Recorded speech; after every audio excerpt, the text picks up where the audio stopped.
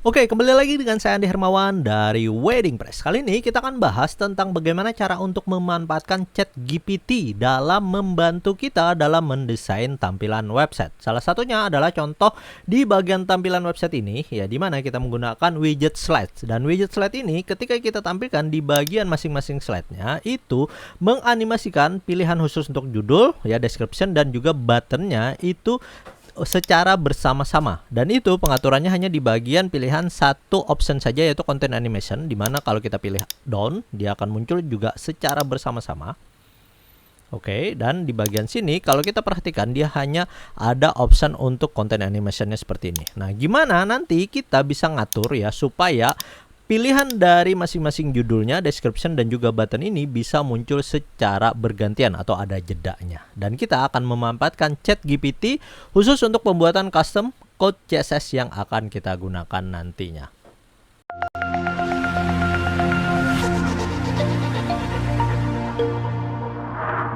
Di bagian sini saya sudah membuat ya desain khusus untuk slides ya dengan kontainer, yaitu yang bagian full width. Jadi di bagian sini kontainer saya bikin, terus di bagian kontainer khusus untuk widthnya ini saya atur full width. Kenapa full width? Karena kalau kita pilih box ya dia tidak penuh satu pilihan layar ya, maka kita tinggal atur saja di bagian khusus untuk content widthnya menjadi full width.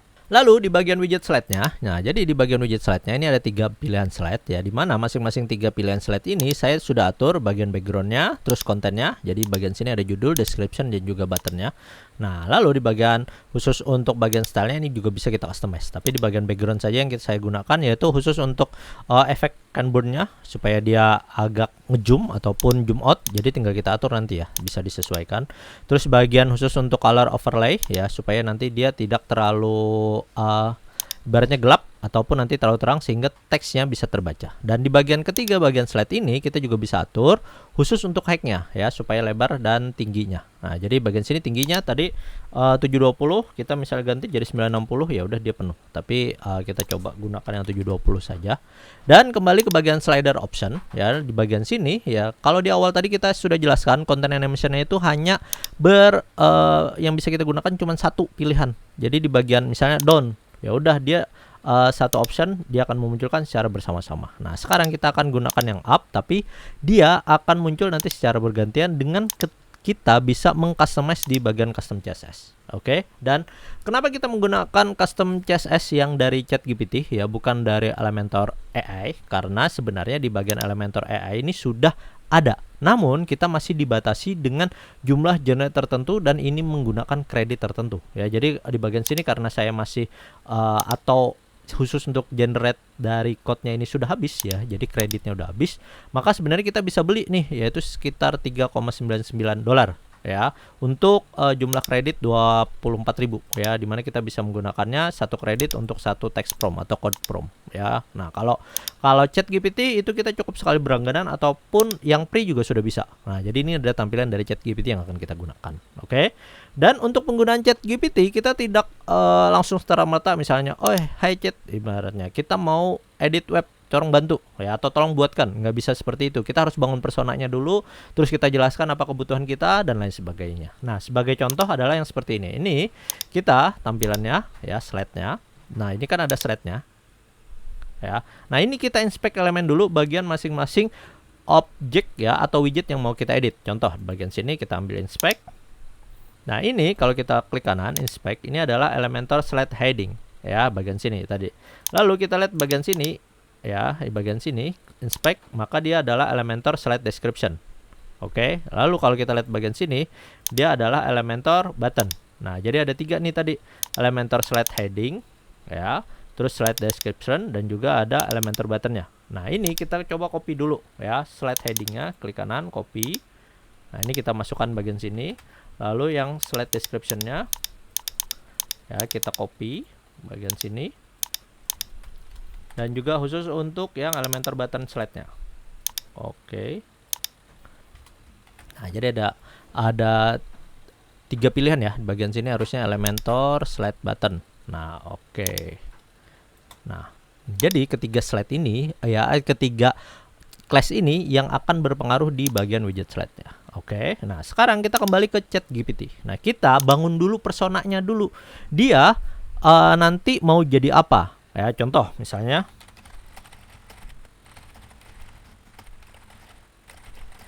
nah, jadi kita bangun dulu persona dia mau jadi seperti apa sehingga dia bisa bantu kita dengan lebih spesifik.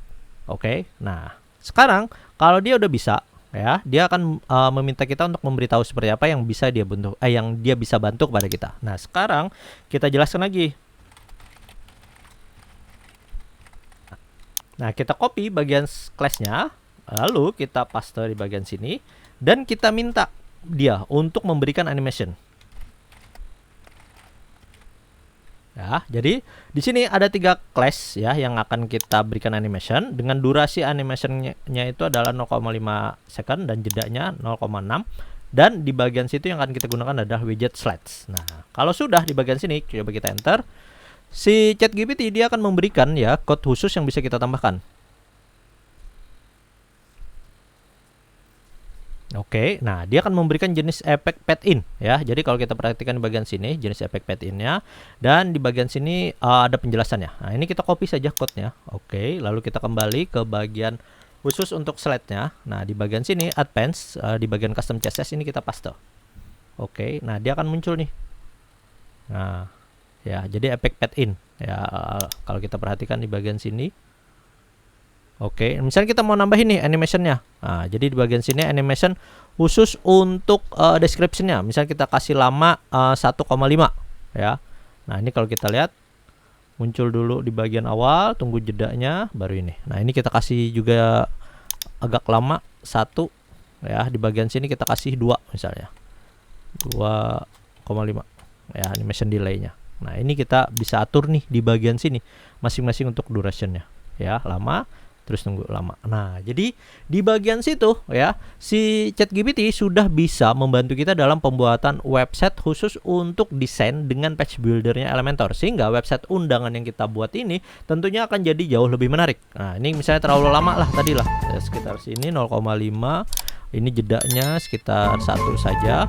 Terus di bagian sini kita kasih 0,75 ya, jangan terlalu lama lah. Dan di bagian delay-nya ini 1,5. Oke, nah ini kalau kita lihat ya, dia muncul. Nah, kalau ini tadi efeknya pad in. Nah, gimana? Bisa nggak kita minta dia supaya nanti dengan jenis efek slide in ya? Oke.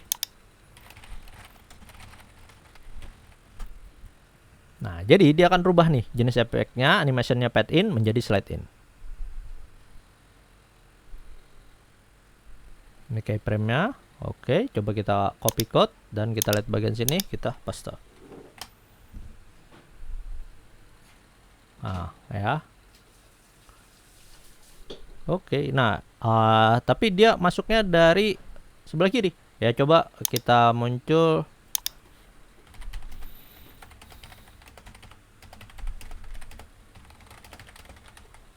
dari bawah. Oke. Nah, tadi kan dia dari atas dari samping ya. Dia dari bawah.